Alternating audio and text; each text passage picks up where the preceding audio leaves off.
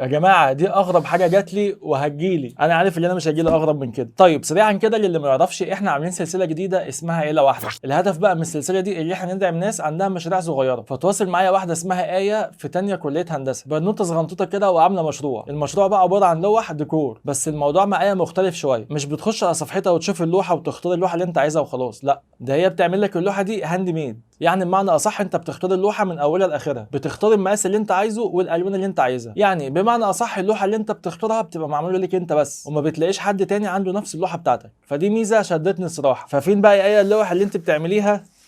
لقيتها بعت لي شخبطه. انا اسف ايه، انا بفهم في الاكل. فموضوع الشخبطه دوت بقى ما لقيتوش شخبطه خالص، ده الموضوع كبير لا ومتعب قوي الصراحه. ده كارت عليه رقم التليفون والصفحه بتاعتها، وهنا في كارت تاني.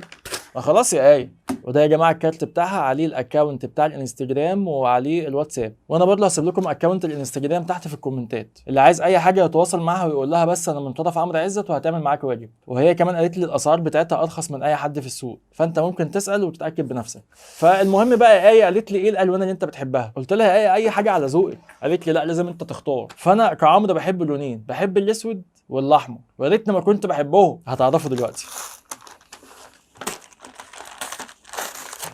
هي دي بقى اللوحه. انا اول ما شفتها الصراحه قلت لها والله يا ايه انت فنانه بجد، لان انا اول ما شفت اللوحه دي حسيت ان هي حياتي. الاسود ده حياتي والاحمر ليه حياته وهي بتولع. فقلت لها انت فنانه. قالت لي لا يا عم دي مش حياتك. قالت لي ده تنين مولع. ويا ريتها ما قالت كده، لان انا المفروض كنت اخدها احطها في اوضتي. انا برضه مش فاهم، انا قعدت اقول لها فين التنين المولع يا ايه؟ قالت لي اهو دي راسه. فلما دققت فعلا لقيت راس تنين وتنين بيولع، وده خوفني اكتر. بس صراحه يا جماعه خامتها حلوه قوي وتعيش، والالوان اللي فيها ما تحسهاش رسمه، الرسمه بارزه عن اللوحه كمان. وانا اول مره اشوف لوحه كده الصراحه. فالصراحه يا ايه تسلم ايدك وربنا يوفقك يا رب. وانا كنت بهزر معاك، انا اللوحه دي هحطها في اوضتي، بس لو حلمت باحلام وحشه مش هسيبك. وبس كده. اي حد حابب يعمل لوحه او حابب يعمل لوحه ويهديها لحد، اتواصلوا مع ايه وهي هتعمل معاكم واجب. اشوفكم في فيديو جديد. سلام.